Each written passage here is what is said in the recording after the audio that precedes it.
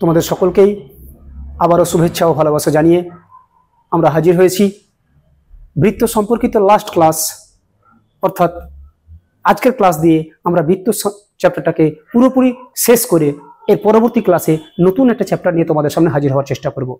তো আজকে যে বিষয়টা নিয়ে তোমাদের সামনে আলোকপাত করব বলে স্থির করেছি সেটা হলো, এর আগের ক্লাসগুলোতে আমরা বৃত্ত সম্পর্কিত বিভিন্ন সমীকরণ কিংবা বৃত্ত রিলেটেড বিভিন্ন ফ্রেজ কিংবা বৃত্তের বিভিন্ন প্রবলেমসগুলো তোমাদের সামনে দেখানোর চেষ্টা করেছিলাম। আজকে মূলত যে জায়গাটা তোমাদের সামনে দেখাবো সেটা হলো বৃত্ত সম্পর্কিত আরো যে ভেরিয়াস টাইপসের প্রবলেমসগুলো রয়েছে, যেগুলো আমাদের পরীক্ষার জন্য অত্যন্ত গুরুত্বপূর্ণ। এবং শুধু তাই নয়, যে অঙ্কগুলো আমাদের চ্যাপ্টারের মধ্যে মানে বিভিন্ন টাইপের সেই প্রবলেমসগুলো কি করে সমাধান করা যায় সেই সম্পর্কে তোমাদের কিছুটা দিশা দেওয়ার চেষ্টা করব। তো চলে আসি আজকের আমাদের আলোচ্য বিষয়ে, সেটা হলো বৃত্ত সম্পর্কিত মিসলেনিয়াস প্রবলেমস। আজকে আমরা তোমাদের সামনে সমাধান করে দেখাবো। হেই, যদি তুমিও তোমার এক্সাম প্রিপারেশন অনেক সহজ করে তুলতে চাও, তাহলে ডেসক্রিপশন বক্সের লিঙ্ক থেকে এলিট অ্যাপটি ডাউনলোড করে নাও। সেখানে তুমি প্রতিটি টপিকের ভিডিও লেকচার, স্টাডি ম্যাটেরিয়ালস এবং নোটস, কোয়েশ্চেন অ্যান্সারের সলিউশন, অডিও বুকস এবং বোর্ডের যাবতীয় ইম্পর্টেন্ট আপডেট পেয়ে যাবে। তাই অ্যাপটি ডাউনলোড করতে ভুলো না। তো চলো আবার টপিকে ফিরে যাই। প্রথম যে প্রবলেমটা তোমাদের সামনে দেখানোর জন্য আমরা হাজির করেছি সেটা হলো একটি সমবাহু ত্রিভুজের অন্তর্বৃত্ত সমীকরণ x² + y² + 2x - 4y - 8 = 0। তাহলে ওই ত্রিভুজটার ক্ষেত্রফল কত হবে সেটা আমরা পরিমাপ করার চেষ্টা করব। এখন লক্ষ্য করো, আমরা যদি একটা একটা করে ওয়ার্ড ধরে এগোই, তাহলে এই যে একটি সমবাহু ত্রিভুজ, আমরা সকলেই জানি সমবাহু ত্রিভুজ হলো এমন একটা ত্রিভুজ যে ত্রিভুজের প্রতিটা বাহুর দৈর্ঘ্য সমান, অর্থাৎ এমন একটা ত্রিভুজ যার প্রত্যেকটা কোণের পরিমাপও সমান। সেই ত্রিভুজের অন্তর্বৃত্তের সমীকরণ, এই যে অন্তর্বৃত্ত, এই অন্তর্বৃত্তটা কি জিনিস সেটা সম্পর্কে একটু তোমাদের সামনে বিস্তারিত ব্যাখ্যা করব, ভালো করে শুনে যাও। আমরা ক্লাস 10-এ যখন পড়ছিলাম তখন ক্লাস 10-এ একটা চ্যাপ্টারে আমরা 3 ধরনের উপপাদ্য পড়েছিলাম। সেই চ্যাপ্টারটার নাম ছিল সমবিন্দু বিষয়ক উপপাদ্য। সেখানে আলোচনা করা হয়েছিল যে একটা ত্রিভুজ তৈরি করতে গেলে যে 3টে বাহু দরকার, সেই 3টে বাহুর প্রত্যেকটার উপরে যদি লম্ব টানা হয়, এই যে এবি বাহুর উপর এটা হলো লম্ব, একই রকম বিসি বাহুর উপর একটা লম্ব এবং সর্বোপরি এসি বাহুর উপর একটা লম্ব।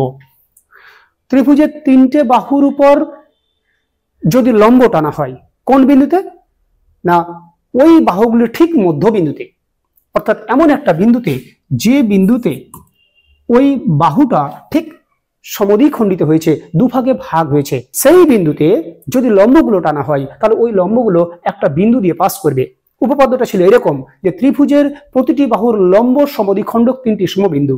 তাহলে এক্ষেত্রে ত্রিভুজের 3টে বাহুর উপর লম্ব সমদ্বিখণ্ডক টানা হয়েছে এবং সেই লম্ব সমদ্বিখণ্ডক 3টি একটা বিন্দুতে ছেদ করে, সেই ছেদ বিন্দুটাকে বলা হয় পরিকেন্দ্র। এবং সেই পরিকেন্দ্রটাকে কেন্দ্র ধরে আর ত্রিভুজের যে কোনো একটা শীর্ষবিন্দুর যে দূরত্ব, সেই দূরত্বটাকে যদি ব্যাসার্ধ বলে ধরে নিই, তারপরে আমি যদি একটা বৃত্ত আঁকি, তাহলে যে বৃত্তটা পাবো সেই বৃত্তটা ওই ত্রিভুজের 3টে শীর্ষবিন্দুকেই স্পর্শ করে থাকবে। ওই বৃত্তটাকে আমরা বলবো পরিবৃত্ত। তাহলে আমরা প্রথমে যেটা জানলাম সেটা হলো পরিকেন্দ্র। তারপর পরিকেন্দ্র থেকে ত্রিভুজের যে কোনো একটা শীর্ষবিন্দুর দূরত্বটাকে ব্যাসার্ধ ধরে আমরা যে বৃত্তটা আঁকলাম, সেই বৃত্তটা ত্রিভুজের 3টে শীর্ষবিন্দুকে স্পর্শ করেছে, তাই সেই বৃত্তটাকে বলবো পরিবৃত্ত। তারপর আরো একটা পড়েছিলাম কি, যে একটা ত্রিভুজে যে 3টে কোণ রয়েছে এ বি সি, এই যে 3টে কোণ, প্রত্যেকটা কোণকে যদি সমান দুভাগে ভাগ করা হয়, এই যে এখান থেকে এ কোণটাকে সমান ভাগে ভাগ করলাম, বি কোণটাকে যদি সমান দুভাগে ভাগ করা যায়, একই রকম ভাবে যদি সি কোণটাকে সমান দুভাগে ভাগ করা যায়, সেক্ষেত্রেও এই অন্তঃসমদ্বিখণ্ডক 3টি, কাদের অন্তঃসমদ্বিখণ্ডক? কোণগুলোর অন্তঃসমদ্বিখণ্ডক, তারা কিন্তু একটা নির্দিষ্ট বিন্দু দিয়ে পাস করবে। সেই বিন্দুটাকে আমরা বলতে পারবো অন্তঃকেন্দ্র।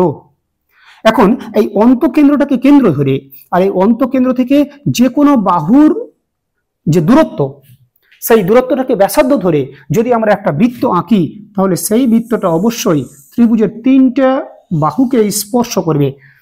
এর ফলে যে বৃত্তটা তৈরি হয়েছে সেই বৃত্তটাকে আমরা বলবো অন্তর্বৃত্ত। তাহলে এই সম্পর্কিত উপপাদ্য আমরা ক্লাস 10-এ পড়েছিলাম। সেই স্টেটমেন্টটা ছিল যে ত্রিভুজের কোণগুলির অন্তঃসমদ্বিখণ্ডক 3টি একটি বিন্দুতে মিলিত হয়, সেই বিন্দুটার নাম আমরা জেনে এসেছিলাম অন্তঃকেন্দ্র। আর আজকে সেই অন্তঃকেন্দ্রকে কেন্দ্র করে এবং ওই অন্তঃকেন্দ্র থেকে ত্রিভুজের যে কোনো একটা বাহুর যে লম্ব দূরত্ব সেটাকে ব্যাসার্ধ ধরে যখন কোনো একটা বৃত্ত কমপ্লিট করলাম সেই বৃত্তটার নামই হচ্ছে অন্তর্বৃত্ত। তাহলে আশা করি বুঝতে পেরেছো এই অন্তর্বৃত্তের ডেফিনেশনটা অ্যাকচুয়ালি কি, অর্থাৎ এই কেসটা আমাদের এখন আলোচ্য বিষয়। এবার চলে আসি সেই অন্তর্বৃত্তের সমীকরণ, অর্থাৎ এই যে বৃত্ত সেই বৃত্তের সমীকরণটা দেওয়া আছে এটা, তাহলে ত্রিভুজটার ক্ষেত্রফল কত। আমরা প্রথমত কি করব, এই যে অন্তর্বৃত্তের সমীকরণটা দেওয়া আছে সেই সমীকরণটাকে বৃত্তের সাধারণ আকারের সাথে তুলনা করব। এখন লক্ষ্য করো, বৃত্তের সাধারণ আকারের সাথে যদি এটাকে তুলনা করি তাহলে সাধারণ আকারটা কি ছিল, x² + y² + 2gx + 2fy + c = 0। এই বৃত্তটার সাথে যদি এটাকে তুলনা করি তাহলে এখানে x এর সহগ হচ্ছে 2g, এখানে x এর সহগ হচ্ছে 2, y এর সহগ হচ্ছে 2f, এখানে y এর সহগ হচ্ছে -4, এখানে কনস্ট্যান্ট টার্ম c, এখানে কনস্ট্যান্ট টার্মটা হলো -8। ফাইনালি এখান থেকে বলতে পারবো g এর মান 1, f এর মান -2 এবং c এর মান তো আমরা একবারই পেয়ে গেছি। এর ফলে আমরা এখন যে বৃত্তটা দেওয়া আছে সেই বৃত্তটার ব্যাসার্ধ বের করব। ব্যাসার্ধ বের করার ফর্মুলা আমরা জানি, √g² + f² - c। তাহলে এই ফর্মুলাতে আমি যদি gfc এর মান বসিয়ে দিই তাহলে কি পাবো, লক্ষ্য করো, g² মানে 1 এর স্কোয়ার 1, f এর স্কোয়ার মানে -2 এর স্কোয়ার, আমরা সকলেই জানি মাইনাস এর স্কোয়ার করলে প্লাস হয়ে যায়, তার মানে -2 এর স্কোয়ার 4 হবে, মাইনাস c এর ভ্যালু -8, তার মানে পড়ে থাকলো 1 আর 4 5, মাইনাসে মাইনাসে +8, তার মানে √13। আমরা যে অন্তর্বৃত্তটা দেখতে পাচ্ছি নিচের ছবিতে সেই অন্তর্বৃত্তের ব্যাসার্ধের পরিমাণ পেলাম √13। তাহলে ব্যাসার্ধটা কোনটা বলেছিলাম, এই অন্তঃকেন্দ্র থেকে ত্রিভুজের যে কোনো বাহু লম্ব দূরত্ব, তাহলে এই নিচের যেটা বাহু তারও লম্ব দূরত্বটা আমরা √13 বলে দাবি করতে পারি। তাহলে এইটুকু যদি √13 হয়, খুব ভালো করে লক্ষ্য করো, এবং এই ত্রিভুজটা হচ্ছে কিন্তু সমবাহু ত্রিভুজ। আমরা সমবাহু ত্রিভুজের ক্ষেত্রে যে স্টেটমেন্টটা এখন বলছি সেটাকে কাজে লাগানোর চেষ্টা করব। স্টেটমেন্টটা কি, যে একটা সমবাহু ত্রিভুজের ক্ষেত্রে পরিকেন্দ্র, অন্তঃকেন্দ্র এবং ভরকেন্দ্র এই 3টে বিন্দু একই হয়। আবার বলছি, সমবাহু ত্রিভুজের ক্ষেত্রে পরিকেন্দ্র যে বিন্দুতে হয়, অন্তঃকেন্দ্র ওই একই বিন্দুতে হয়, শুধু তাই নয় ভরকেন্দ্রটাও কিন্তু ওই একই বিন্দুতে কয়েনসাইড করে। আশা করি বুঝতে পেরেছো। এখন এটাকে অন্তঃকেন্দ্র বলে চিহ্নিত করলেও প্রকৃতপক্ষে এটাই পরিকেন্দ্র এবং এটাই ভরকেন্দ্র। তাহলে এটাকে যদি ভরকেন্দ্র হিসাবে কনসিডার করি তাহলে আমরা ক্লাস 10-এ এটাও উপপাদ্য পড়েছি যে ত্রিভুজের 3টি মধ্যমা একটা নির্দিষ্ট বিন্দুতে মিলিত হয় যার নাম হলো ভরকেন্দ্র, এবং তারপরে আমরা আরো একটা প্রয়োগ শিখেছিলাম যে ত্রিভুজের মধ্যমাগুলি তাদের ভরকেন্দ্রে 2:1 অনুপাতে অন্তর্বিভক্ত হয়। এই উপপাদ্যটা আমরা পড়েছিলাম, কি পড়েছিলাম, যে ত্রিভুজের মধ্যমাগুলি তাদের ভরকেন্দ্র বলতে যেটাকে আমরা অন্তঃকেন্দ্র বলে দাবি করলাম সেই অন্তঃকেন্দ্রটাই কিন্তু এখানে ভরকেন্দ্র। সেটা কি হয়, এই ভরকেন্দ্রে এসে মধ্যমাগুলি মানে এই যে এই বাহুটা পুরোটা সেটাকে আমরা মধ্যমা বলবো, সেই মধ্যমাটা 2:1 অনুপাতে অন্তর্বিভক্ত হয়। কোন দিকটা 2 ভাগ, কোন দিকটা 1 ভাগ। আসলে এই ভরকেন্দ্র থেকে ত্রিভুজের যে শীর্ষবিন্দু অর্থাৎ উপরের দিকটা হচ্ছে 2 ভাগ এবং নিচের দিকটা হচ্ছে 1 ভাগ। এখন তোমরা যদি ভালো করে বোঝার চেষ্টা করো তাহলে বুঝতে পারবে এই নিচেরটা যেটুকুকে আমি বৃত্তের ব্যাসার্ধ বলেছি সেটা হচ্ছে 1 ভাগ, যার মান হচ্ছে √13, আর এইখান থেকে উপরেরটা এটা হচ্ছে 2 ভাগ, তার মানে এটাকে যদি ডবল করে দিই এটা হবে 2√13। সেই 2√13 হলো এই উপরেরটা। তাহলে আমরা নাম দিচ্ছি, সাপোজ এটা ডি এবং এটার নাম হচ্ছে ও। তাহলে লিখছি চিত্রে ওডি সমান √13 এবং এও সমান 2 × ওডি, অর্থাৎ ওডি এর ঠিক ডবল, তার মানে 2√13। তাহলে টোটাল ওই ত্রিভুজটার উচ্চতা আমরা বলতে পারবো এডি সমান এও প্লাস ওডি। এওর মান হচ্ছে 2√13 প্লাস ওডির মান হচ্ছে √13, তার মানে 3√13। এটা পেয়ে গেছি ওই সমবাহু ত্রিভুজটার মধ্যমার দৈর্ঘ্য, এবং সমবাহু ত্রিভুজের ক্ষেত্রে যেটা মধ্যমা সেটাই হলো উচ্চতা, অর্থাৎ এটাকে আমরা উচ্চতা বলেও চিহ্নিত করতে পারি। তাহলে এখন কি পেলাম? ওই সমবাহু ত্রিভুজটার উচ্চতা আমার জানা আছে। আমরা ফর্মুলা শিখেছি যে কোন সমবাহু ত্রিভুজের প্রতিটা বাহুর দৈর্ঘ্য যদি এ হয়ে যায় তাহলে তার উচ্চতা বের করা ফর্মুলা √3/2 ইন্টু বাহুর দৈর্ঘ্য। তাহলে সেটা লিখছি যে সমবাহু ত্রিভুজটি বাহুর দৈর্ঘ্য এ হলে কি ফর্মুলা? √3/2 ইন্টু বাহুর দৈর্ঘ্য মান এ। এটা হলো ওই ত্রিভুজটার উচ্চতার ফর্মুলা। আর উচ্চতাটা আমি একটু আগে বের করলাম 3√13। এখন আমরা এ সমান বের করব। তাহলে লক্ষ্য করো 2টা উপরে গুণ হয়ে যাবে, 2 ইন্টু 3 ইন্টু √13, আর নিচে পড়ে আছে √3 ইজ ইকুয়াল টু এই √3 আর 3 যদি কাটাকুটি করি নিশ্চয় এখানে একটা √3 পড়ে থাকবে। তাহলে থাকলো কি 2 এখানে √3 আর এখানে √13, রুটের ভিতরে যদি একসাথে ভরে দিই 3 × 39। তাহলে আমরা পেলাম ওই সমবাহু ত্রিভুজ তার বাহুর দৈর্ঘ্য যেটাকে এ ধরেছিলাম তার পরিমাণ হলো 2√39। আমাদেরকে সমবাহু ত্রিভুজের ক্ষেত্রফলের মান বের করতে বলেছে, যেমনটি লেখা আছে ত্রিভুজটি ক্ষেত্রফল বের করো।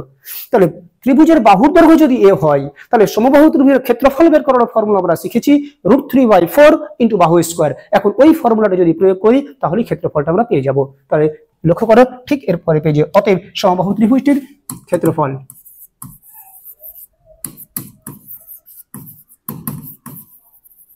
কি ফর্মুলা বললাম? √3/4 ইন্টু বাহু স্কোয়ার। এত বর্গ একক কেন? ক্ষেত্রফলের একক সবসময় বর্গ হয়। তার মানে √3/4 ইন্টু এ স্কোয়ার, অর্থাৎ আমরা যেটা মান পেলাম, কি মান পেয়েছি? এর মান 2√39, তার স্কোয়ার করে দিচ্ছি আমরা 2√39, তার স্কোয়ার বর্গ একক। তাহলে √3/4 2 এর স্কোয়ার করলে 4, √39 এর স্কোয়ার করলে শুধু 39, 4 4 কেটে গেল। তাহলে পড়ে থাকলো 39√3 বর্গ একক। তাহলে আমরা সমবাহু ত্রিভুজটার ক্ষেত্রফল তোমাদের সামনে সম্পূর্ণরূপে বের করে দেখাতে পেরেছি। আশা করি বুঝতে পেরেছো। ঠিক এইরকমই আরো এই ধরনের কোয়ালিটি সম্পন্ন কিছু অঙ্ক তোমাদের সামনে আমরা প্রদর্শন করব। চলো এবার নেক্সট প্রবলেমে। 5 একক ব্যাসার্ধ বিশিষ্ট যে বৃত্ত, মানে এমন একটা বৃত্তের সমীকরণ আমি এখন বের করতে চলেছি যে বৃত্তের ব্যাসার্ধটা বলা আছে 5 একক, এবং শুধু তাই নয় বৃত্তটা -6,5 এবং -3,-4 বিন্দুগামী। তাহলে তার সমীকরণটা আমরা বের করব। তাহলে লক্ষ্য করো আমি বৃত্তের ছবিটা এঁকে দেখাচ্ছি তোমাদের সামনে। এটা হচ্ছে একটা বৃত্ত যার কেন্দ্রটা আমরা মনে করছি সি, যার স্থানাঙ্ক α, β। তাহলে 5 একক ব্যাসার্ধ বিশিষ্ট যে বৃত্ত, এই যে বৃত্তটা এঁকেছি তার ব্যাসার্ধ বলে দিয়েছে 5, তার মানে এর মান হলো 5, আর কেন্দ্রটা ধরলাম α, β। α, β যদি কেন্দ্র জানা থাকে, ব্যাসার্ধ যদি 5 জানা থাকে, তাহলে সেই বৃত্তের সমীকরণটা কি সেটা আগে লিখবো। লিখছি যে ধরি বৃত্তটির সমীকরণ x - α তার স্কোয়ার প্লাস y - β তার square is equal to a square. A বলতে এখানে কত? এ বলতে ব্যাসার্ধ, যার পরিমাণ 5 বলা আছে, তাহলে 5 এর square that is equal two 25। This is number 1। তা লক্ষ্য করো আমি এমন একটা বৃত্তকে সিলেক্ট করেছি যার কেন্দ্রের স্থানাঙ্ক α, β, যেমনটি ছবিতে দেখা যাচ্ছে, এবং এটা এমন একটা বৃত্ত যার ব্যাসার্ধের দৈর্ঘ্য বলে দিয়েছে 5। এখন ওই বৃত্তের উপর এই দুটো বিন্দু অবস্থান করছে। মনে করো এখানে একটা বিন্দু, এই বিন্দুটার নাম আমরা এ দিচ্ছি, যার স্থানাঙ্ক -6,5। আরেকটা বিন্দু মনে করো এখানে আছে, এর নাম দিচ্ছি বি, যার স্থানাঙ্ক -3,-4। তাহলে বলছে যে বৃত্তটা আমরা সিলেক্ট করেছি যার কেন্দ্রটা α, β বিন্দুতে, সেই বৃত্তের ব্যাসার্ধটা পরিমাণ হচ্ছে এ, এবং সেই বৃত্তটা এই দুটো বিন্দু দিয়ে পাস করেছে। তাহলে ওই বৃত্তের সমীকরণটা কি সেটা আমরা বের করছি। কিভাবে বের করব তোমরা এদিকে তাকাও। আমরা এই এসি আর বিসি যদি যুক্ত করি তাহলে তোমরা সকলেই বুঝতে পারছো এসিটা হলো ওই বৃত্তের ব্যাসার্ধ, বিসিটাও ওই বৃত্তের ব্যাসার্ধ, এবং একই বৃত্তের সমস্ত ব্যাসার্ধের পরিমাণ সমান হয়। তার মানে এসি যত বড় হবে বিসি ঠিক তত বড় হবে। তাহলে ওই কথাটা লিখছি চিত্রে এসি সমান হচ্ছে বিসি। তাহলে এসি অর্থাৎ এ থেকে সি বিন্দু দূরত্ব বের করা ফর্মুলা, আমরা দুটো বিন্দু দূরত্ব বের করা ফর্মুলা এখানে প্রয়োগ করে এসির পরিমাণটা খুঁজে বের করব। দুটি বিন্দু দূরত্ব বের করা ফর্মুলা কি ছিল? রুট ওভার অফ এই ভুজ থেকে এই ভুজ বাদ, মানে আলফা মাইনাস অফ -6 মানে +6 তার স্কোয়ার, প্লাস এই কোটিটা থেকে এই কোটিটা বাদ, তার মানে বিটা -5 তার স্কোয়ার। এসি পেয়ে গেলাম। একই রকম ভাবে বিসি বের করব। তাহলে আলফা থেকে এই ভুজটা যদি বাদ দিই, আলফা +3 তার স্কোয়ার, প্লাস বিটা থেকে যদি এই কোটিটা বাদ দিই, বিটা +4 তার স্কোয়ার। দুদিকে যেহেতু স্কোয়ার রুট আছে, আমরা যদি স্কোয়ার করে দিই তাহলে স্কোয়ার রুটটা পালিয়ে যাবে। তাহলে এখানে পড়ে থাকবে আলফা +6 তার স্কোয়ার প্লাস বিটা -5 তার square is equal to alpha +3 তার স্কোয়ার প্লাস বিটা +4 তার স্কোয়ার। আমরা এবারে ফর্মুলা ফেলে দেবো, লক্ষ্য করো, আলফা স্কোয়ার মানে a প্লাস বি তার স্কোয়ারে ফর্মুলা ফেলছি, a স্কোয়ার হলো প্লাস 2ab মানে 12 আলফা প্লাস বি স্কোয়ার মানে 36। একই রকম ভাবে এটা হবে বিটা স্কোয়ার মাইনাস 2ab তার মানে 5 দুগুণা 10 বিটা প্লাস বি স্কোয়ার মানে হলো 25 ইজ ইকুয়াল টু, এখানেও same formula, alpha square plus 6 alpha plus 9। এখানে যদি ফর্মুলাটা ফেলে দিই, beta square plus 8 beta plus 4 square মানে 16। বোথ সাইড থেকে আলফা স্কোয়ার ক্যান্সেল হয়ে যাবে, বিটা স্কোয়ার ক্যান্সেল হয়ে যাবে। এখন এখানে আছে 12 আলফা, এই 6 আলফাটা এদিকে এলে -6 আলফা, এখানে আছে -10 বিটা, আর ওই 8 বিটাটা এদিকে এলে -8 বিটা, তারপরে 16 আর 9 25, আর এদিকে কি আছে প্লাস, এদিকে লিখছি 36 প্লাস 25 ইজ ইকুয়াল টু হচ্ছে 25। দুদিকের 25 কেটে গেল। তাহলে কি পড়ে থাকলো দেখো, 12 আলফা থেকে 6 আলফা বাদ 6 alpha, -10 beta -8 beta -18 beta plus 36 is equal to 0। তার মানে প্রত্যেকটাকে যদি 6 দিয়ে ভাগ করে দিই, alpha -3 beta plus 6 is equal to 0। এখান থেকে আমরা আলফার মানটা বের করে নিচ্ছি। আলফা ইজ ইকুয়াল টু হবে -3 বিটাটা ওইদিকে গিয়ে 3 বিটা, আর 6টা ওইদিকে গিয়ে -6। এটাকে আমরা 2 নাম্বার নাম দিলাম। তাহলে এসির সাথে বিসি এই দুটো ব্যাসার্ধকে সমান করে আমরা আলফার মানটা বের করে রাখলাম। এবার আরো একটা শর্ত এখানে বলা আছে, এই যে যেটাকে আমি বৃত্তের ব্যাসার্ধ বললাম, সেই ব্যাসার্ধের পরিমাণ কিন্তু ওরা বলে দিয়েছে কত, 5। তাহলে এবার আরো একটা শর্ত আমরা প্রয়োগ করব কি, যে এসি ইজ ইকুয়াল টু হলো 5। তাহলে ওটাই লিখছি যে আবার এসি সমান হলো 5। তাহলে এসি মানে এ থেকে সি বিন্দু দূরত্ব একটু আগে বের করলাম, সেই ফর্মুলাটা প্রয়োগ করব।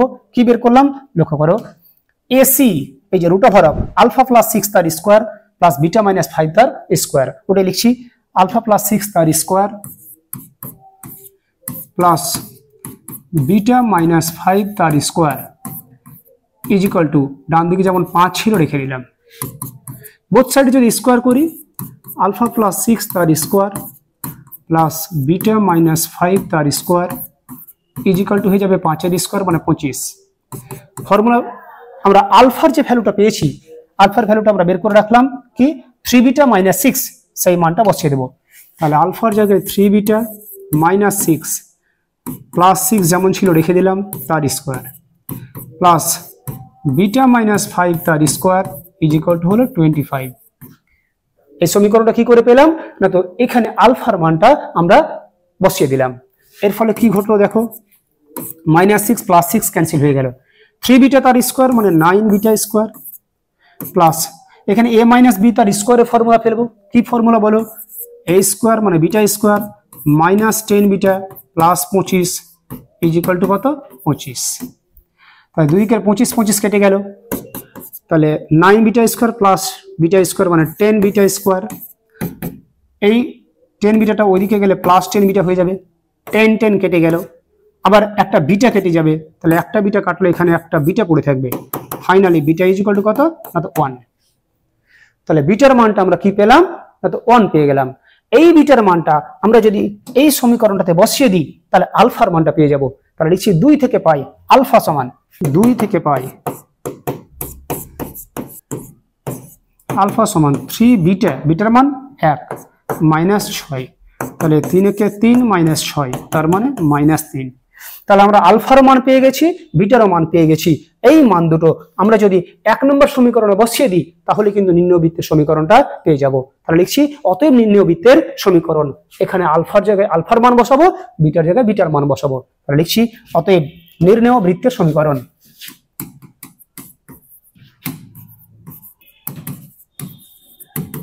কি ফর্মুলা ছিল?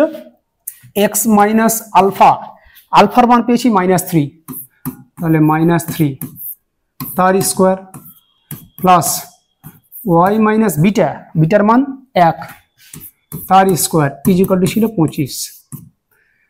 অতএব x মাইনাস মাইনাসে প্লাস 3 তার স্কোয়ার প্লাস y মাইনাস 1 তার স্কোয়ার ইজ ইকুয়াল টু 25। ব্যাস এটাই হলো নির্ণয়বৃত্তের সমীকরণ। তোমরা এরকম করেও রেখে দিতে পারো, কিংবা তোমরা যদি মনে করো না স্যার এটাকে a প্লাস বি তার স্কোয়ারের ফর্মুলা, এখানে a মাইনাস বি তার স্কোয়ারের ফর্মুলা ফেলে দিয়ে করবো, তবু সেটা হবে, দুটো ক্ষেত্রেই সেম রেজাল্ট প্রদর্শন করবে, কোনো সমস্যা নেই। এখানে আমরা এখানেই কমপ্লিট করলাম। তাহলে বৃত্তের সমীকরণটা কিভাবে বের করলাম, আশা করি সেই স্টেপগুলো তোমরা ধাপে ধাপে বুঝতে পেরেছো। এরপরে আমরা আবার একটা নতুন প্রবলেম নিয়ে তোমাদের সামনে আলোচনা করব। কি বলা আছে লক্ষ্য করো, প্রমাণ করো যে x square plus Y square is equal to a square বৃত্ত দ্বারা এই সরলরেখা থেকে ছেদিত জ্যাকে ব্যাস করে অঙ্কিত বৃত্তের সমীকরণ হবে এটা।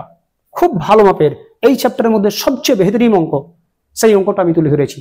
তাহলে প্রথমে বলা আছে একটা বৃত্ত, সাপোজ সেই বৃত্তটা মনে করো এই বৃত্তটা, যার সমীকরণটা এখানে দেওয়া আছে x square plus Y square is equal to a square. তারপর আরো একটা সরলরেখা বলা আছে, মনে করো সেই সরলরেখাটা হচ্ছে এইটা। তাহলে এখন তোমরা যদি ছবিটার দিকে দেখো তাহলে বুঝতে পারবে যে এই বৃত্ত আর এই সরলরেখাটা নিশ্চয়ই দুটো বিন্দুতে পরস্পরকে ছেদ করেছে। কি ঠিক বললাম? হ্যাঁ অবশ্যই। তাহলে এই যে দুটো বিন্দুতে পরস্পরকে ছেদ করলো, এই ছেদ বিন্দু দুটিকে কাজে লাগিয়ে আমরা আরো কোটি কোটি বৃত্ত আঁকতে পারি। সেই বৃত্তগুলোর সমীকরণ কিভাবে বের করব সেটা আমরা বলছি, ভালো করে শুনো। প্রথম কাজ হলো এই বৃত্তের সমীকরণের প্রত্যেকটা পদকে আমরা বাম দিকে নিয়ে এসে ডান দিকটাকে 0 করব। অনুরূপভাবে এই সরলরেখার প্রত্যেকটা পদকে বাম দিকে নিয়ে এসে ডান দিকে 0 করব। তাহলে যদি তাই করি তাহলে কি হবে লক্ষ্য করো, x square plus Y square is equal to ছিল a স্কোয়ার। প্রত্যেকটা পদ যদি বাম দিকে নিয়ে আসি, x square plus Y square minus a square সমান 0। দিস ইজ 1 নম্বর বৃত্ত। সরলরেখাটা লিখছি x cos theta plus Y sine theta is equal to p। তাহলে প্রত্যেকটা পদ বাম দিকে নিয়ে চলে আসবো। দেখো x cos theta plus Y sine theta minus p সমান 0। This is number 2। তাহলে 1 নম্বর বৃত্তটার প্রত্যেকটা পদকে বাম দিকে নিয়ে এসে ডান দিকে 0 বানিয়েছি। একই রকম 2 নম্বর সরলরেখার প্রত্যেকটা পদকে বাম দিকে নিয়ে এসে ডান দিকে 0 বানিয়েছি। এবার সিস্টেমটা হলো ওই বৃত্ত এবং সরলরেখাটা যে বিন্দু দুটিতে ছেদ করলো সেই ছেদ বিন্দু দিয়ে আরো কোটি কোটি আমরা বৃত্ত আঁকতে পারি, অজস্র বৃত্ত আমরা আঁকতে পারি। সেই বৃত্তগুলোর সমীকরণটা কি হবে সেটা বলছে যে প্রথম সমীকরণের বাম পক্ষ, এই যে এই বাম পক্ষটা প্লাস কে ইন্টু দ্বিতীয় যে সমীকরণ তার বাম পক্ষ সমান 0। তাহলে ওটাই লিখবো 1 নম্বর বৃত্ত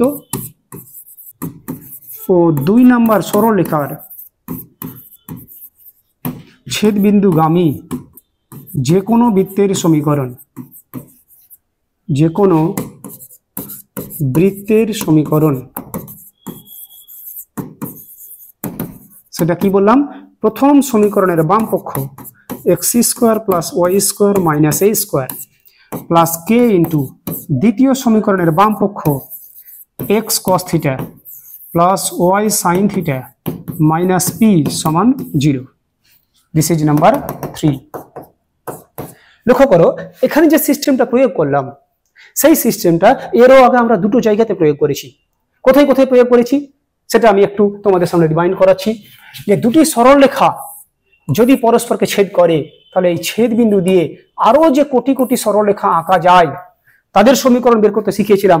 প্রথম সরলরেখার সমীকরণের বামপক্ষ প্লাস কে ইন্টু দ্বিতীয় সরলরেখার সমীকরণের বামপক্ষ সমান 0, ঠিক যেমনটি এখানে দেখতে পাচ্ছ। আর কোথায় পড়েছি আমরা পড়েছি যে দুটো বৃত্ত, মনে করো এখানে একটা বৃত্ত দেওয়া আছে, এখানে আরেকটা বৃত্ত দেওয়া আছে। এই যে বৃত্ত দুটি পরস্পরকে দুটো বিন্দুতে ছেদ করেছে, এই ছেদ বিন্দু দিয়ে আরো অজস্র বৃত্ত আমরা এঁকেছিলাম। তাদের সমীকরণ বের করার নিয়ম কি ছিল? প্রথম বৃত্তের সমীকরণের বামপক্ষ প্লাস কে ইন্টু দ্বিতীয় বৃত্তের সমীকরণের বামপক্ষ সমান 0। ওই সেম সিস্টেমটা আমরা এখানে প্রয়োগ করলাম। এর আগে ছিল দুটো সরলরেখার ছেদবিন্দুগামী সরলরেখার সমীকরণ, এর আগে দেখেছি দুটো বৃত্তের ছেদবিন্দুগামী বৃত্তের সমীকরণ, আজকে দেখলাম ওই দুটো কম্বাইন করে একটা বৃত্ত আর একটা সরলরেখার যে ছেদবিন্দু দুটো রয়েছে তাদেরকে কাজে লাগিয়ে যে বৃত্তগুলো আঁকা যায় তাদের সমীকরণ। আসলে প্রত্যেকটা জায়গাতে যে ফিচার্সটা অবলম্বন করা হয়েছে সেই ফিচার্সটাই এখানে মেনটেন করা হয়েছে, যে প্রথমটার বামপক্ষ প্লাস কে ইন্টু দ্বিতীয়টার বামপক্ষ সমান 0। তাহলে এই যে এই ছেদবিন্দু দুটোকে কাজে লাগিয়ে অনেক বৃত্ত আঁকা যাবে, তাদের সমীকরণ হলো এটা। এখন এই সমীকরণটাকে বৃত্তে যদি সাধারণ আকারের সাথে তুলনা করি তাহলে কি হবে লক্ষ্য করো। আমরা একটু ভেঙে নিচ্ছি। X square plus Y square minus A square plus K X cos theta plus K Y sine theta minus K P is equal to 0। এটাকে যদি আরো একটু ফ্রেশ করি, X square plus Y square, তারপরে এক্স যুক্ত পদটা লিখবো K X cos theta plus K Y sine theta is equal to এই মাইনাস এ স্কোয়ারটা ওইদিকে চলে এলে এ স্কোয়ার মাইনাস কেপিটা এদিকে চলে এলে প্লাস কেপি। এই যে লক্ষ্য করো এই সমীকরণটাকে বৃত্তের যে সাধারণ সমীকরণ তার সাথে যদি তুলনা করি, তার আগে একটা বলে দিই, এটা এইদিকে থাক,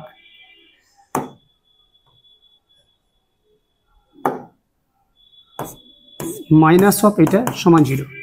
তাহলে কি করলাম দেখো, X square plus Y square plus K X cos theta plus K Y sine theta, তারপরে যে কনস্ট্যান্ট টার্ম দুটো ছিল সেখান থেকে মাইনাস কমন নিয়ে আমরা এরকম রেখে দিয়েছি। এখন এই বৃত্তটাকে যদি বৃত্তের সাধারণ আকারের সাথে তুলনা করি তাহলে আমরা দেখেছি সাধারণ আকারের মধ্যে এক্স এর সহগ ছিল 2g, এখানে এক্স এর সহগ হচ্ছে কে কস থিটা, তার মানে জি সমান আমরা পেয়ে যাব কে কস থিটা বাই 2। একই রকম ভাবে সাধারণ সমীকরণ আমরা দেখেছি ওয়াই এর সহগটা হচ্ছে 2f, এখানে ওয়াই এর সহগটা হচ্ছে কে সাইন থিটা, তার মানে f সমান বলতে পারবো K sine theta by 2। G আর এফ বেরিয়ে গেল, তার মানে এই যে 3 নম্বর বৃত্ত তার কেন্দ্রটা পেয়ে যাবো। আমি লিখছি অতএব কেন্দ্র সমান, কেন্দ্র ফর্মুলা কি ছিল মাইনাস জি, মানে এখানে একটা মাইনাস সাইন ইনক্লুড করতে হবে, minus K cos theta by 2 comma minus f, মানে এখানে একটা মাইনাস সাইন ইন্ট্রোডিউস করতে হবে, minus K sine theta by 2। তাহলে আমরা এই যে নিচের বৃত্তগুলো দেখতে পাচ্ছ সেই রকম টাইপের যত বৃত্ত রয়েছে সমস্ত বৃত্তের কেন্দ্রের স্থানাঙ্ক আমরা এটা পেয়ে গেলাম। এখন ওরা কি বলছে ভালো করে লক্ষ্য করো, এই বৃত্ত এই সরলরেখা থেকে ছেদিত যাকে, তার মানে এই যে প্রথমে বৃত্তটা দেখতে পাচ্ছ বড় বৃত্তটা, সেই বড় বৃত্তটা এই সরলরেখাটাকে দুটো বিন্দুতে ছেদ করেছে।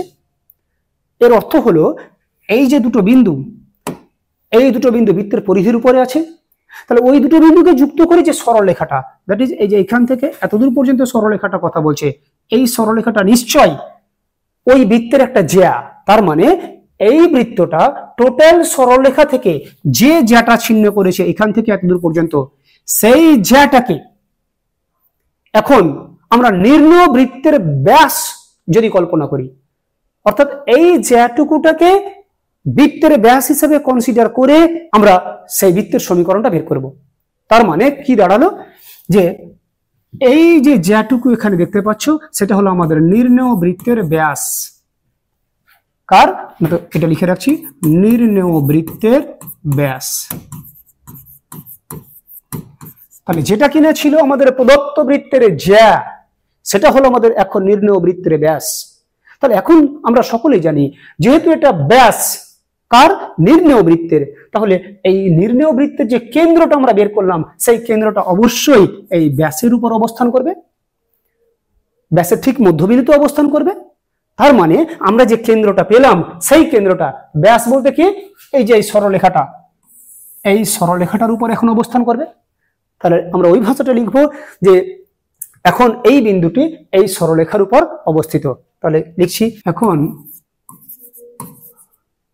x cos theta plus y sin theta is equal to p। সরলরেখাটি কোন বিন্দুকে আমি পেলাম সেই বিন্দুটা লক্ষ্য করো, minus K cos theta by two minus K sine theta by two, minus K cos theta by two comma minus K sine theta by two বিন্দুগামী। কেন বিন্দুগামী লিখেছি সেটা নিশ্চয়ই বুঝতে পেরেছো, যে যেহেতু এই সরলরেখাটা এখন নির্ণেয় বৃত্তের ব্যাস হয়ে গেছে, তাহলে ব্যাস মানে তার উপর কেন্দ্র অবস্থান করবে, তাই কেন্দ্রবিন্দুটা এর উপরে আমরা পাস করাবো।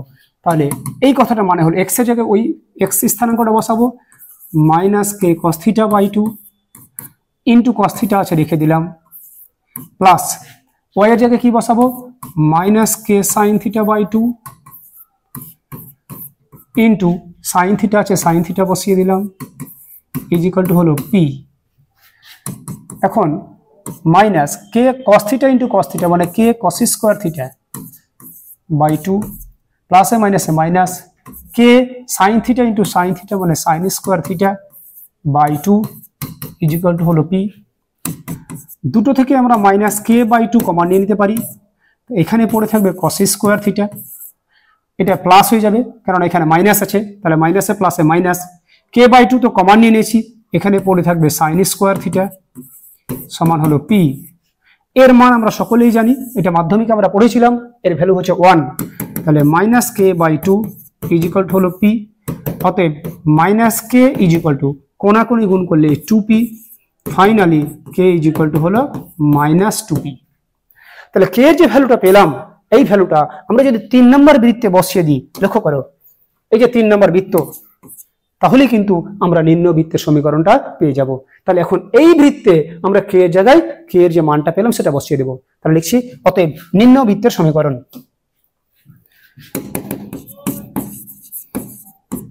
নির্ণয় বৃত্তের সমীকরণ কি ছিল ফর্মুলাটা, X square plus Y square minus A square ছিল, প্লাস কে ইন্টু কে এর মান কত পেয়েছি মাইনাস 2p ইন্টু ছিল X cos theta plus Y sine theta minus P সমান 0। একটু ক্যালকুলেশন করবো, দেখো X square plus Y square minus A square, প্লাসে মাইনাসে মাইনাস, 2p দিয়ে এটাকে গুণ করলে 2p into x cos theta, আবার এটা দিয়ে যদি এটাকে গুণ করি মাইনাস আর এখানে প্লাস মানে মাইনাস হয়ে গেল 2p into Y sine theta, এখানে প্লাসে মাইনাসে মাইনাস 2p আর এখানে মাইনাস p, মাইনাসে মাইনাসে প্লাস 2p স্কোয়ার সমান 0। আবার দেখো কি করলাম, প্রথমটা যেমন ছিল রেখে দিলাম, এখানে প্লাসে মাইনাস মানে এখানে মাইনাস আছে মনে মনে ভাবো, তাহলে মাইনাস থাকলে প্রত্যেকটা চিহ্নে পরিবর্তন ঘটবে, তাহলে এখানে প্লাস ছিল মাইনাস হয়ে গেছে, প্লাস ছিল মাইনাস হয়ে গেছে, মাইনাস ছিল প্লাস হয়ে গেছে, অর্থাৎ এখানে মাইনাস থাকার জন্য এই ভিতরকার চিহ্নের সবকটা পরিবর্তন ঘটলো। তারপর 2p দিয়ে এটাকে গুণ করলে 2p x cos theta, 2p দিয়ে এটাকে গুণ করলে 2p Y sine theta, 2p দিয়ে p কে গুণ করলে 2p স্কোয়ার। এরপর অতএব x square plus Y square, এবার এই যে দুটো টার্ম, এই টার্ম দুটো থেকে আমরা মাইনাস 2p কমন নিয়ে নিচ্ছি, 2p কমন নিলে কি পড়ে থাকবে X cos theta plus Y sine theta. দেখো মাইনাস 2p কমন নিয়েছি মানে X cos theta, minus 2p common নিয়েছি মানে প্লাস হয়ে যাবে Y sine theta is equal to minus A স্কোয়ারটা ওইদিকে গেলে এ স্কোয়ার, 2p স্কোয়ারটা ওইদিকে গেলে মাইনাস 2p স্কোয়ার। ব্যাস এটাই আমাদের প্রামাণ্য বিষয় ছিল। তাহলে আমাদের ভাষাটা অত্যন্ত কঠিন বলে মনে হলেও কাজটা কিন্তু খুব কঠিন নয়। কি কি করলাম আবার তোমাদের সামনে একটু দেখাচ্ছি, লক্ষ্য করো। ওরা বলেছিল একটা বৃত্ত আর একটা সরলরেখা, এরা পরস্পরকে ছেদ করেছে। ছেদ করা বলতে তারা দুটি বিন্দুতে পরস্পরকে ছেদ করেছে। তাহলে ওই ছেদ বিন্দু দিয়ে আরো যে কোটি কোটি বৃত্ত আমরা আঁকতে পারি তার সমীকরণ বের করার ফর্মুলা প্রয়োগ করেছি। কি প্রয়োগ করেছি? প্রথম সমীকরণের বাম পক্ষ প্লাস কে ইন্টু দ্বিতীয় সমীকরণের বাম পক্ষ সমান 0। তবে এটা লিখতে গিয়ে আমাদেরকে খেয়াল রাখতে হবে যাতে করে 1 নম্বর এবং 2 নম্বর সমীকরণের ডান দিক অবশ্যই 0 থাকে। তারপর এটা লিখে দেওয়ার পরে সেটাকে বৃত্তের সাধারণ আকারের সাথে তুলনা করেছি। তুলনা করে 2g 2f পেয়ে গেছি, তার মানে বৃত্তটার কেন্দ্রের স্থানাঙ্ক পেয়ে গেছি।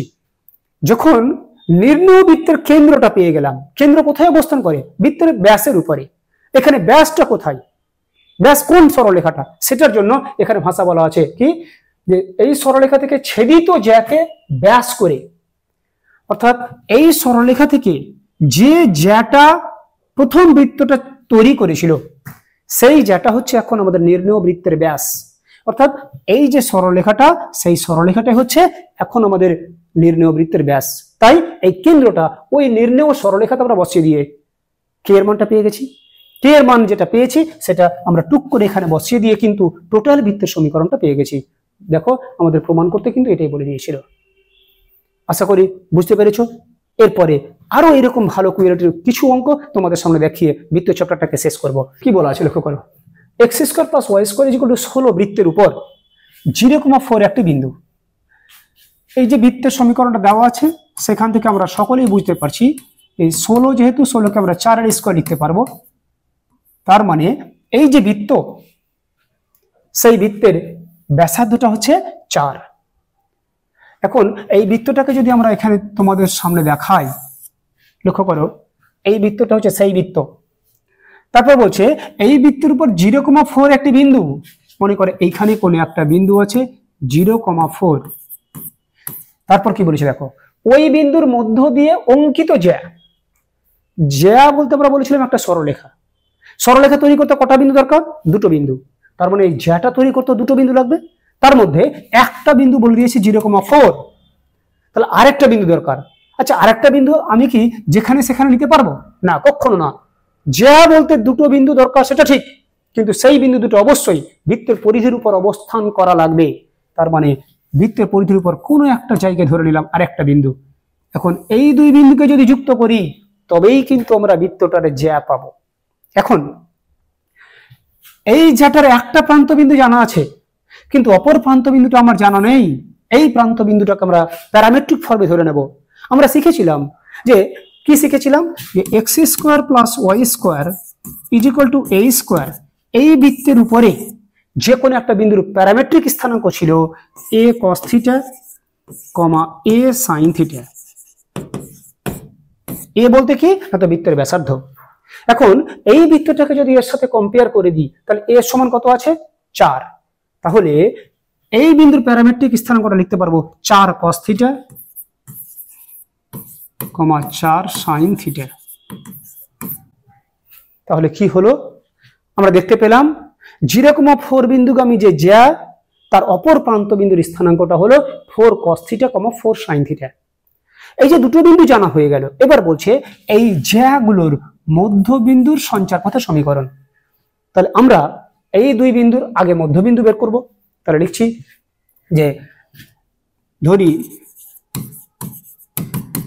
0,4 বিন্দুগামী জ্যা এর অপর প্রান্তের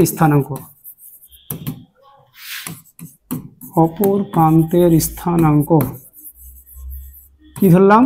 4 cos থিটা কমা 4 sin থিটা। এখন এই দুটো বিন্দুর আমরা মধ্যবিন্দু বের করব। লিখছি অতএব জ্যাটির মধ্যবিন্দু কি ফর্মুলা, এর ভুজের সাথে এর ভুজ যোগ 0 plus 4 cos theta by 2 comma এর কোটির সাথে এর কোটি যোগ 4 plus 4 sin theta by 2। 0 plus 4 cos theta, তার মানে আমরা জানি 4 cos থিটা বাই 2। উপর থেকে আমরা যদি 2 কমন নিয়ে নিই তাহলে এটা পড়ে থাকবে 2 প্লাস 2 cos থিটা বাই 2। তাহলে এই 2 কেটে গেল, এখানে একটা 2 কাটাকুটি যাবে, তাহলে পড়ে থাকলো 2 cos থিটা কমা 2 প্লাস 2 cos থিটা, সরি একটু ভুল হয়েছে, এখানে 4 sin থিটা ছিল, মানে 2 sin থিটা, এখানে 2 কমন নিলে 2 sin থিটা পড়ে থাকবে। দেখো কি করলাম, 0 + 4 cos থিটা বাই 2, 0-র সাথে যোগ করা মানে 4 cos থিটা থাকবে, নিচে 2 ছিল, উপর থেকে আমরা 2 কমন নিলাম, তাহলে একটা 2 পড়ে থাকবে, এখানে 2 sin থিটা বাই 2, 2 কেটে গেল, এখানে 2 এর সাথে 4 কেটে গেলে 2 পড়ে থাকলো, তাহলে 2 cos থিটা, এখানে ফাইনালি 2 + 2 sin থিটা পড়ে থাকলো। তার মানে এই যে জ্যাটা, সেই জ্যায়ের মধ্যবিন্দুটা আমরা পেয়ে গেলাম এইটা। ওরা কি বলেছে, এই মধ্যবিন্দুর সঞ্চার পথ নির্ণয় করো। আমরা সঞ্চার পথের সমীকরণ বের করার রীতি তোমাদের সামনে বিস্তারিত ব্যাখ্যা করেছিলাম, আমরা স্টেপগুলো বলেছিলাম, ওই স্টেপগুলোকে প্রয়োগ করে কি করে সঞ্চার পথের সমীকরণ বের করা হয় সেটাও দেখিয়েছিলাম। আজকে ওই পদ্ধতিটা আবার অনুসরণ করব, কি যার সঞ্চার পথ বের করতে বলেছে সেই বিন্দুর স্থানাঙ্ক আমরা ধরে নেব h, k। লিখছি, মনে করি জ্যাটির মধ্যবিন্দু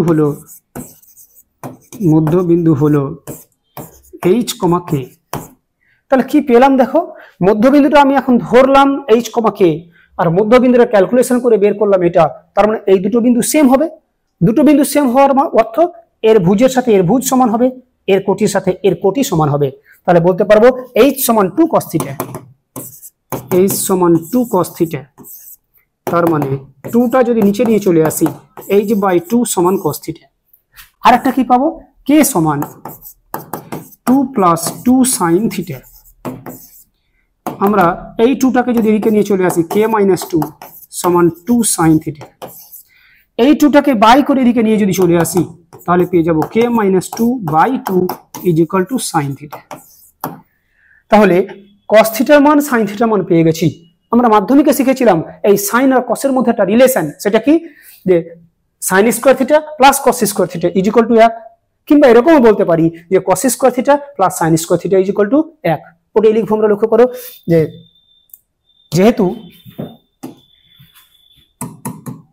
cos square theta + sin square theta = 1, cos থিটার মান কি পেলাম দেখো, cos থিটার মান h/2, তাহলে তার স্কয়ার যদি আমরা করে দিই তাহলে h²/4, প্লাস sin থিটার মান কি পেলাম, k - 2/2, তার স্কয়ার যদি করি তাহলে k - 2 এর স্কয়ার/4 হয়ে যাবে, k - 2 তার স্কয়ার/4 হলো 1। আমরা যদি 4 লসাগু করে দিই, h² প্লাস k - 2 তার স্কয়ার = 1, কোনাকুনি যদি গুণ করি h² প্লাস k - 2 তার স্কয়ার হলো 4। তাহলে দ্বিতীয় শর্তটা ছিল আমরা h এবং k এর মাধ্যমে একটা সমীকরণ বানানোর চেষ্টা করব, সেই সমীকরণটা কিন্তু বানাতে পেরেছি। সবশেষে লিখব, অতএব নির্ণেয় সঞ্চার পথের সমীকরণ, নির্ণেয় সঞ্চার পথের সমীকরণ কি বলেছিলাম, h এর জায়গায় x বসাবো এবং k এর জায়গায় y বসাবো।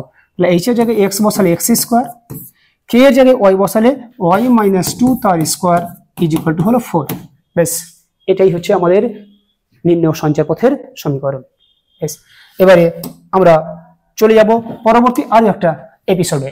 সেটা কি, দেখাও যে এই বৃত্ত এবং এই বৃত্ত দুটি পরস্পর বহিঃস্পর্শ করে।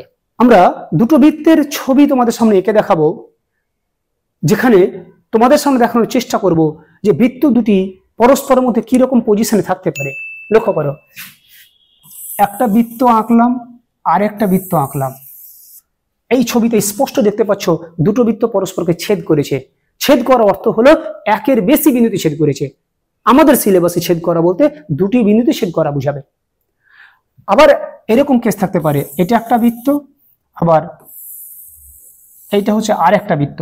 লক্ষ্য করো, এক্ষেত্রে দুটো বৃত্ত পরস্পরকে একটা বিন্দুতে স্পর্শ করেছে।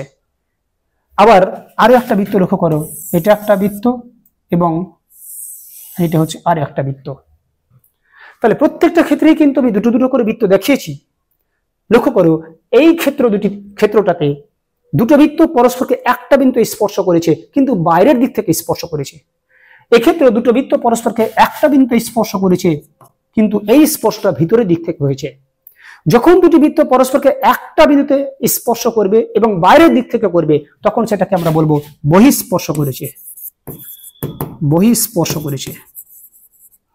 আর যখন দুটো বৃত্ত পরস্পরকে একটা বিন্দুতে স্পর্শ করবে কিন্তু ভিতরের দিক থেকে করবে তখন সেটাকে আমরা বলবো অন্তঃস্পর্শ করেছে।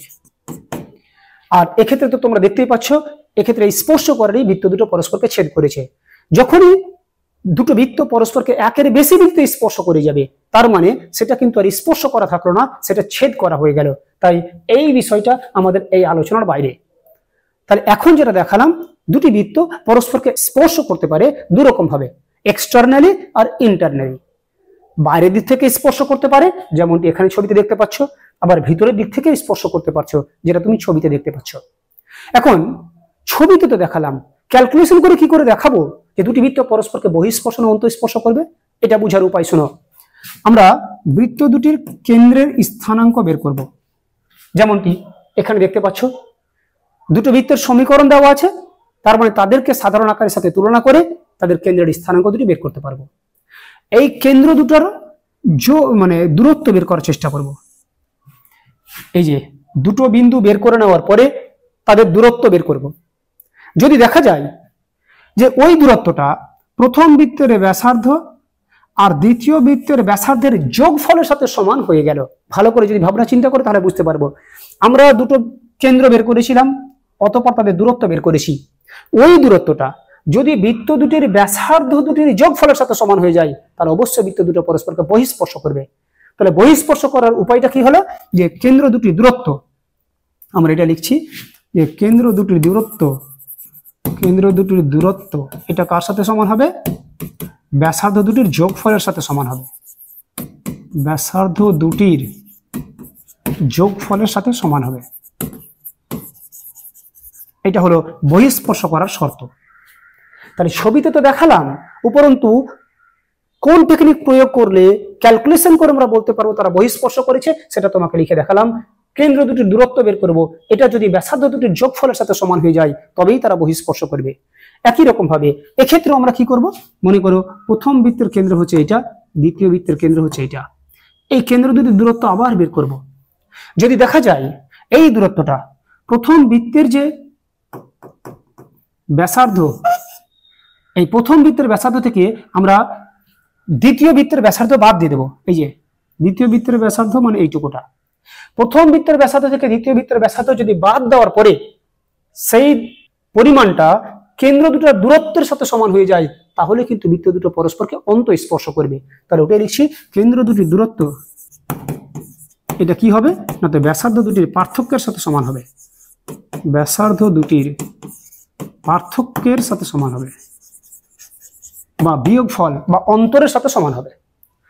তাহলে কখন দুটি বৃত্ত পরস্পর বহিঃস্পর্শ করবে ছবি দিয়ে প্লাস টেকনিক দিয়ে বলে দিলাম, কখন দুটি বৃত্ত পরস্পর অন্তঃস্পর্শ করবে সেটাও তোমাদের ছবি দিয়ে প্লাস টেকনিক প্রয়োগ করে দেখিয়ে দিলাম। এবার চলে আসি আমাদের আলোচ্য প্রশ্নে। বলছে এই যে প্রথম বৃত্ত, তাহলে এর কেন্দ্র বের করতে হবে, আবার শুধু কেন্দ্র নয় তাদের ব্যাসার্ধ বের করতে হবে, কেননা এখানে লেখা আছে ব্যাসার্ধ দুটির যোগফল, মানে দুটো বৃত্তেরই ব্যাসার্ধ লাগবে। আবার একই রকম ভাবে এই বৃত্তের কেন্দ্রের স্থানাঙ্ক এবং ব্যাসার্ধ বের করব। তাহলে আমরা কি লিখছি লক্ষ্য করো, প্রথম বৃত্তের সমীকরণটা টুকছি, X square plus Y square minus 4x plus 6y plus 8 is equal to 0। এটা 1 নম্বর বৃত্ত। আচ্ছা, এটাকে যদি সাধারণ আকারের সাথে তুলনা করি, 2g সমান -4, 2f সমান 6, c সমান হচ্ছে 8। এখান থেকে বলো g সমান কত হবে, -2, f সমান 3।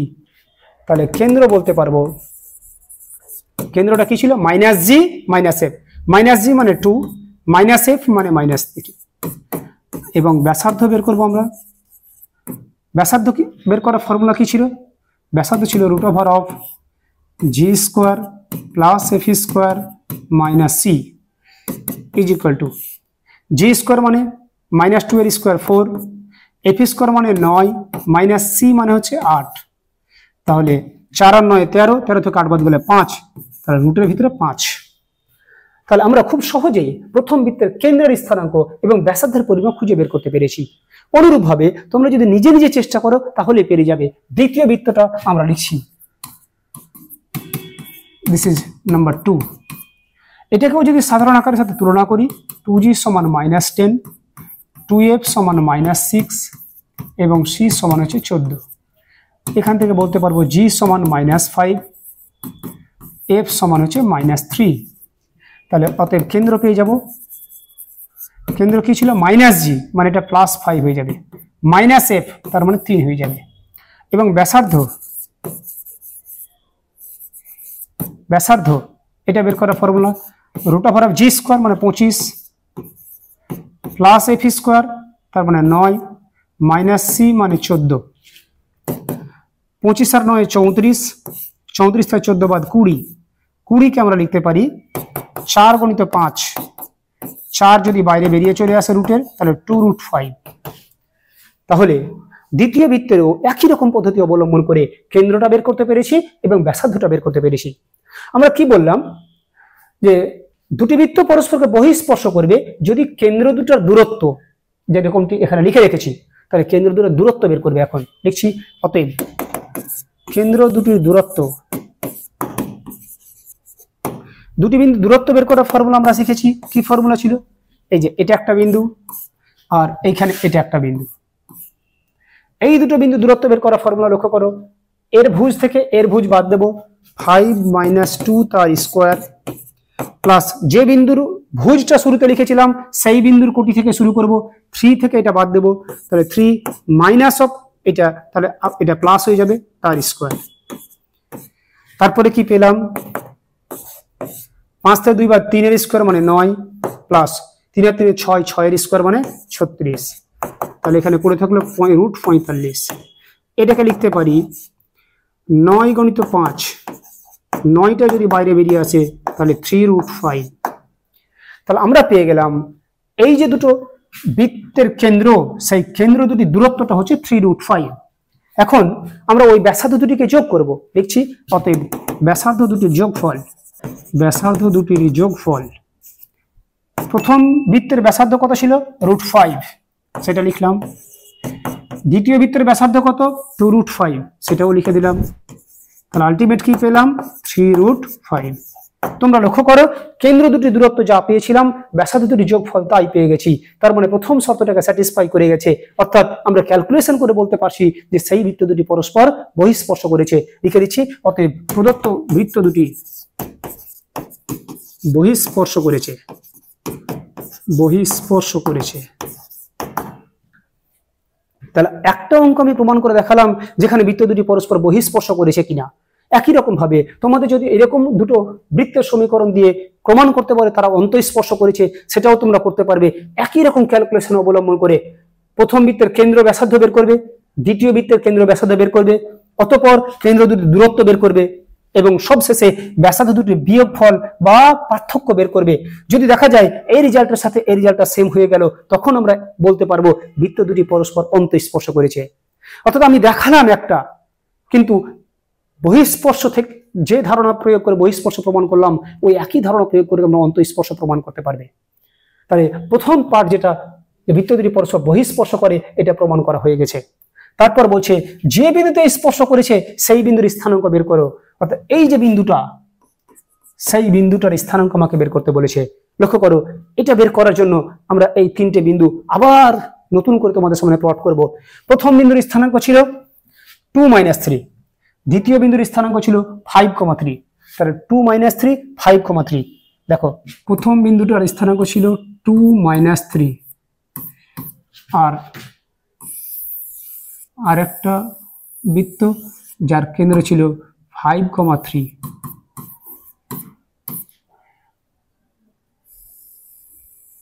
দেখো, প্রথম বৃত্তের কেন্দ্র লিখে ফেলেছি, দ্বিতীয় বৃত্তের কেন্দ্র লিখে ফেলেছি। প্রথম বৃত্তের ব্যাসার্ধ কত ছিল? সেটা ছিল √5। দ্বিতীয় বৃত্তের ব্যাসার্ধ কত ছিল? 2√5। আবার তোমরা লক্ষ্য করো, প্রথম বৃত্তের কেন্দ্র 2 - 3, দ্বিতীয় বৃত্তের কেন্দ্র 5,3। প্রথম বৃত্তের ব্যাসার্ধ √5, দ্বিতীয় বৃত্তের ব্যাসার্ধ 2√5। তাহলে ওইটুকুটা পুরোটাই তোমাদের সামনে এখানে দেখিয়েছি। এখন এই বিন্দুটাকে যদি আমরা x1 y1 ধরি, এই বিন্দুটাকে যদি x2 y2 ধরে নিই, এই অনুপাতটাকে m, এই অনুপাতটাকে যদি n বলি, তাহলে এইরকম ছবি তোমাদের সামনে আমরা এঁকেছিলাম। কি? x1y1 এবং x2y2 বিন্দু দুটির সংযোজক রেখাংশকে যে বিন্দুটা m:n অনুপাতে অন্তর্বিভক্ত করে তার ফর্মুলা বের তোমাদের সামনে করে দেখিয়েছিলাম এবং অঙ্ক করেছিলাম, ওই ফর্মুলাটা প্রয়োগ করব। লিখছি অতএব স্পর্শ বিন্দুর স্থানাঙ্ক কি ফর্মুলা ছিল তোমাদের আশা করি জানা আছে, মনে মনে তোমরা উচ্চারণ করো। আমি আবার লিখছি ফর্মুলাটা, mx2 plus nx1 by m plus n comma my2 plus ny1 by m plus n। এবার দেখে দেখে সব মানগুলো আমরা পুট করব। m এর মান √5, ছবিতে দেখো তোমরা, x2 এর মান 5 প্লাস n এর মান 2√5 ইন্টু x1 এর মান 2, নিচে m এর মান হলো √5, n এর মান হলো 2√5। শুধু দেখে দেখে মানটা বসাচ্ছি। আবার m এর মান √5 ইন্টু y2 এর মান হচ্ছে 3, n এর মান 2√5 ইন্টু y1 এর মান -3, নিচে √5 প্লাস 2√5। শুধু ফর্মুলাতে মানটা বসিয়ে দিয়েছি, এটা 2√5।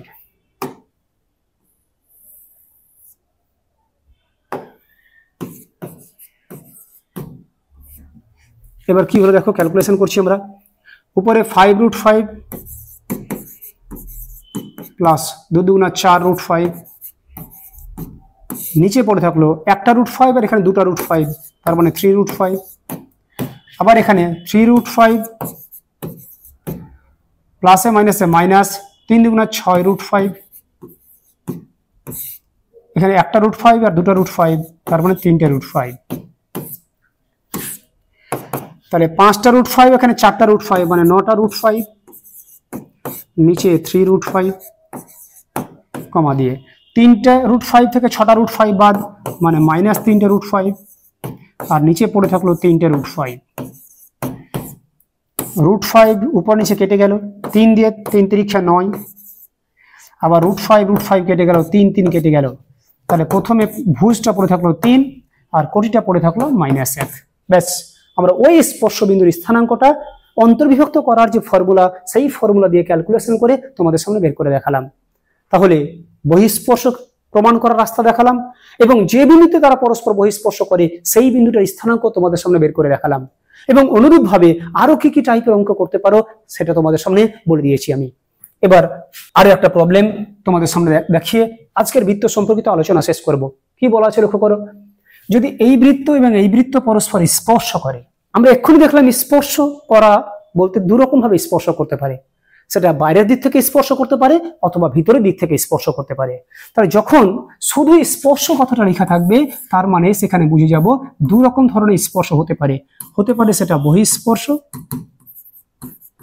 অথবা হতে পারে সেটা অন্তঃস্পর্শ। তার মানে যখনই স্পষ্ট করে মেনশন করা থাকবে না যে বহিঃস্পর্শ না অন্তঃস্পর্শ, তখন কিন্তু দু ধরনের স্পর্শকে আমরা একসঙ্গে ধরে নেব। তাহলে এখন বলছে এই দুটো বৃত্ত পরস্পরকে বহিঃস্পর্শ করতে পারে কিংবা অন্তঃস্পর্শ করতে পারে। এই কথাটা মানে কি? এই কথাটা মানে হলো বৃত্ত দুটোর কেন্দ্র দুটির যে দূরত্ব, সেই দূরত্বটা ব্যাসার্ধ দুটির যোগফলের সাথে সমান হতে পারে অথবা বিয়োগফলের সাথে সমান হতে পারে। তাহলে প্রথমত আমরা তাদের কেন্দ্র ব্যাসার্ধ একটু আগে যেভাবে বের করলাম ওই রকম ভাবে বের করে দেখাবো। লক্ষ্য করো, এখানে প্রথম যে বৃত্ত x² plus y² plus 2ax plus c² = 0, আমরা x² 2ax-টাকে পাশে লিখলাম প্লাস y² c²টা এদিকে এসে -c², x² কে লিখছি x² প্লাস 2 ইন্টু a মানে x, a² plus 2a into b এর জায়গায় কি লিখলে এটা মিলবে তোমরা নিজেদের ভাবনা চিন্তা করে বলার চেষ্টা করো। 2x মিলে গেছে, তার মানে a রাখবে এখানে, তাহলে 2ab হয়ে গেল প্লাস b²। তারপরে এখানে y² যেমন ছিল রেখে দিলাম = আমি কি কি এক্সট্রা লিখেছি লক্ষ্য করো, x² তো ছিলই, 2ax ছিলই, আমি a² পদটা নতুন করে বাম দিকে যোগ করেছি, তাহলে ডান দিকেও a² যোগ করে দেবো, c² যেমন ছিল রেখে দিলাম।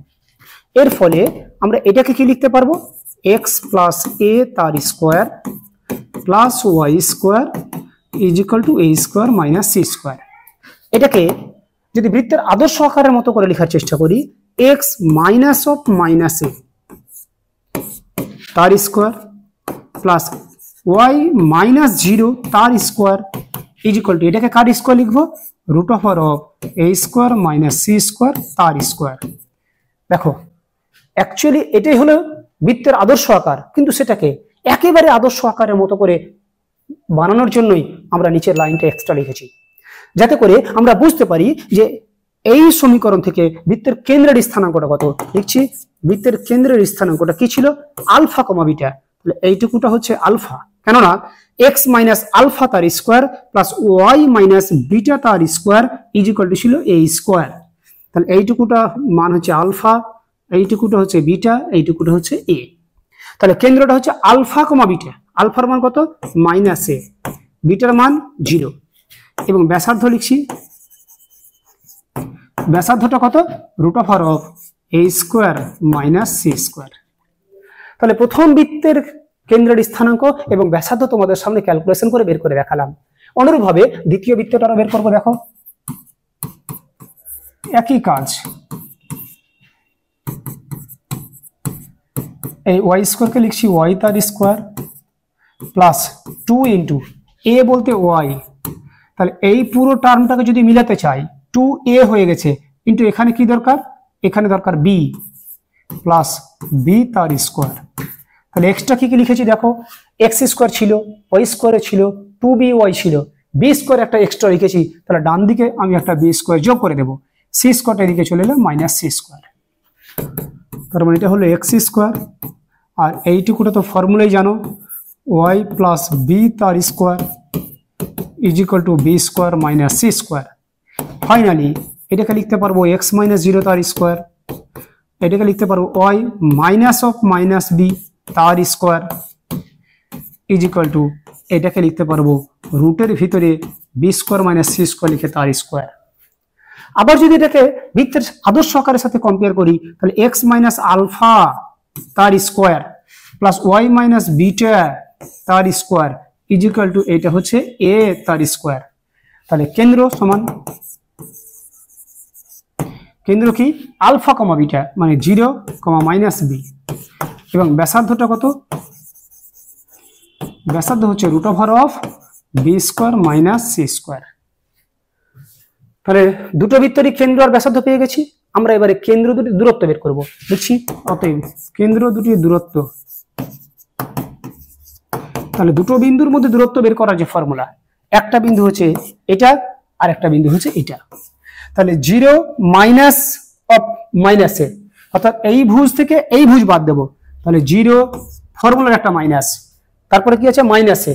তাহলে এখানে যদি মাইনাস এ লিখি, এটা প্লাস এ হয়ে যাবে তার স্কোয়ার, প্লাস যে বিন্দুর ভুজটা আগে নিয়েছিলাম সেই বিন্দুর কোটিটা আগে নেব, তাহলে মাইনাস বি, তারপর এই বিন্দুর কোটি হচ্ছে মাইনাস 0 তার স্কোয়ার।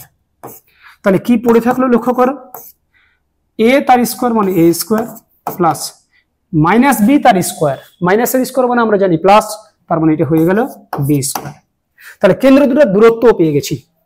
এখন ওরা বলেছে এই বৃত্ত দুটি পরস্পর স্পর্শ করেছে, তার মানে এই কেন্দ্র দুটোর যে দূরত্ব সেটা ব্যাসার্ধ দুটোর যোগফলের সাথে সমান হতে পারে, তার মানে তখন বহিঃস্পর্শ করেছে। আবার ব্যাসার্ধ দুটির বিয়োগফলের সাথে সমান হতে পারে, অর্থাৎ তখন বৃত্ত দুটি অন্তঃস্পর্শ করেছে। যেহেতু এখানে কোনো কিছু স্পষ্ট করে বলেনি, তাই দুটো কেসই আমি একসঙ্গে ইনক্লুড করব, অর্থাৎ প্লাস মাইনাস দুটোই নেব। তাহলে লিখছি শর্ত অনুসারে আমরা কেন্দ্র দুটোর দূরত্ব পেয়ে গেলাম, কি পেয়েছি, root over of A square plus B square. এটা কি হতে পারে, তাদের ব্যাসার্ধ দুটির যোগফল। প্রথমটার ব্যাসার্ধ ছিল root over of A square minus C square, দ্বিতীয়টার ব্যাসার্ধ কত ছিল, root over of B square minus C square. এর যোগফলের সাথে যদি সমান হয় তাহলে এটা বহিঃস্পর্শ করেছে, আবার যদি বিয়োগফলের সাথে সমান হয় তাহলে সেটা অন্তঃস্পর্শ করেছে। তবে যাই হোক না কেন তারা কিন্তু স্পর্শ করেছে, অর্থাৎ স্পর্শ করেছে এটা বলার জন্য আমি এখানে দুটো চিহ্নই একসঙ্গে লিখেছি। যদি বলতো বহিঃস্পর্শ করেছে তখন প্লাস লিখতাম, অন্তঃস্পর্শ করেছে যদি বলতো তাহলে আমরা মাইনাস লিখতাম। তাহলে এবার এটাকে ক্যালকুলেশন করব। লক্ষ্য করো বোথ সাইডে স্কোয়ার রুট আছে, তারপর আমরা স্কোয়ার যদি করে দিই এটা হয়ে যাবে এ স্কোয়ার প্লাস বি স্কোয়ার। এটা কি হবে লক্ষ্য করো, এটা যেমন আছে আমরা লিখে দিলাম। ক্যালকুলেশনটা খুব ধৈর্য করে লক্ষ্য করো, তার এটার স্কোয়ার হয়ে যাবে। কিংবা তোমরা যদি মনে করো যে না এটার স্কোয়ার দিয়ে পুরোটার স্কোয়ার করব, তবু সেটা চলবে। অর্থাৎ বোথ সাইড আমরা স্কোয়ার করে দিয়েছি। এর ফলে কি ঘটবে লক্ষ্য করো, এখান থেকে স্কোয়ার রুট পালিয়ে যাবে, এ স্কোয়ার প্লাস বি স্কোয়ার। এইখান থেকে কিন্তু স্কোয়ার শুধু পালিয়ে যাবে না, আমরা কি করব লক্ষ্য করো, এইটাকে মনে মনে এক্স ধরবো, এইটাকে মনে মনে ওয়াই ধরবো। তাহলে এটা হচ্ছে এক্স প্লাস কিংবা মাইনাস ওয়াই তার স্কোয়ারের ফর্মুলা। কি ফর্মুলা? X square. তাহলে প্রথমটার স্কোয়ার করবো, দেখো এ স্কোয়ার মাইনাস সি স্কোয়ার তার স্কোয়ার। প্লাস যদি থাকতো তাহলে প্লাস লিখতাম, মাইনাস থাকলে মাইনাস লিখতাম, তাই দুটোকে একসঙ্গে লিখেছি। 2x, এক্স বলতে root over of A square minus C square, Y বলতে রুটের ভিতরে B square minus C square, plus Y square, Y বলতে root over of B square minus C square তার স্কোয়ার। অতএব A square plus B square is equal to, রুটের square যদি করি রুটটা পালিয়ে যাবে, প্লাস মাইনাস 2 ইন্টু এই দুটোকে একটা রুটের ভিতরে ভরে দিয়ে আমরা গুণ করে দেব। তাহলে এ স্কোয়ার বি স্কোয়ার, এটার সাথে এটা গুণ করলে minus A square C square, এটার সাথে এটা গুণ করলে minus B square C square, minus মাইনাসে plus C to the power 4, plus এই রুটের স্কোয়ার করছি মানে রুটটা পালিয়ে যাবে, B square minus C square. দেখো বি স্কোয়ার কেটে গেল, এ স্কোয়ার বোথ সাইডে সেম জিনিস কেটে গেল। এখন মাইনাস সি স্কোয়ার, ওখানে মাইনাস সি স্কোয়ার মানে মাইনাস 2c স্কোয়ার, এইদিকে এলে সেটা প্লাস 2c স্কোয়ার হয়ে গেল, is equal two plus minus 2 into রুটের ভিতরে যা আছে সব লিখে দেব। আবার যেহেতু স্কোয়ার রুট আছে, বোথ সাইডকে আমরা স্কোয়ার করব, তবে তার আগে 2 কেটে দিচ্ছি। বোথ সাইডকে যদি স্কোয়ার করি এটা সি টু দি পাওয়ার 4 হয়ে যাবে, প্লাস এর স্কোয়ার করলো প্লাস, মাইনাস এর স্কোয়ার করলো প্লাস, তার মানে আর প্লাস মাইনাস থাকবে না, এই স্কোয়ার রুটটাও থাকবে না, তাহলে যেটা পড়ে থাকলো সেটা রুটের ভিতরের অংশটা।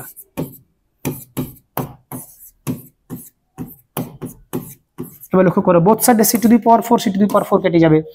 এখন এই মাইনাস টার্মগুলোকে এদিকে নিয়ে চলে আসছি, A square C square plus B square C square is equal to A square B square. প্রত্যেকটা পদকে আমরা A square B square C স্কোয়ারে ভাগ করে দেব। তাহলে কি ঘটবে লক্ষ্য করো, A square C square by A square B square C square, B square C square by A square B square C square, A square B square by A square B square C square. তাহলে finally কি পাবো দেখো, এখানে এ square C square কেটে গেল, তাহলে 1 by b square plus B square C square কেটে গেলে 1 by A square is equal to A square B square কেটে গেলে 1 বাই সি স্কোয়ার। ব্যাস এটাই আমাদের প্রামাণ্য বিষয় ছিল। তাহলে ক্যালকুলেশনটা একটু লেন্দি হয়েছে বটে, তবে আমরা যদি খুব ধৈর্য ধরে ক্যালকুলেশনটা করি তাহলে নিখুঁতভাবে ক্যালকুলেশনটা পরীক্ষার সময় নামাতে পারবো।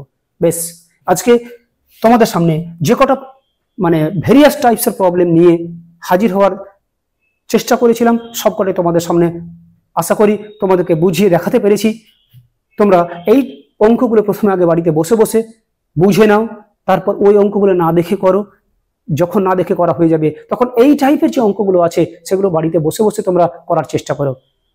যদি বাড়িতে একান্তই নাও পারো, এক্সট্রা কোনো অঙ্ক, আমার যে অঙ্কটি করে দেওয়া হচ্ছে তোমাদের সামনে সেই অঙ্কটি তোমরা যদি নির্ভুলভাবে একদম সঠিকভাবে বুঝে করতে পারো তাহলেই অনেক কিছু হয়ে যাবে। আশা করি তোমরা সকলেই এই বৃত্ত সম্পর্কিত আলোচনা, তার সম্পর্কিত যে প্রবলেমসগুলো সেগুলো সবই নিখুঁতভাবে বুঝতে পেরেছো। এর পরবর্তী ক্লাসে আমরা তোমাদেরকে এই স্থানাঙ্ক জ্যামিতির যে 3rd চ্যাপ্টার, সেই চ্যাপ্টার সম্পর্কে বিপুল সম্ভার নিয়ে তোমাদের সামনে হাজির হব।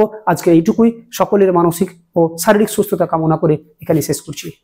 এই ধরনের এডুকেশনাল ভিডিও আরও দেখতে চ্যানেলটিকে সাবস্ক্রাইব করে এলিট পরিবারের মেম্বার হয়ে যাও। Thank you so much and always remember, knowledge worth sharing.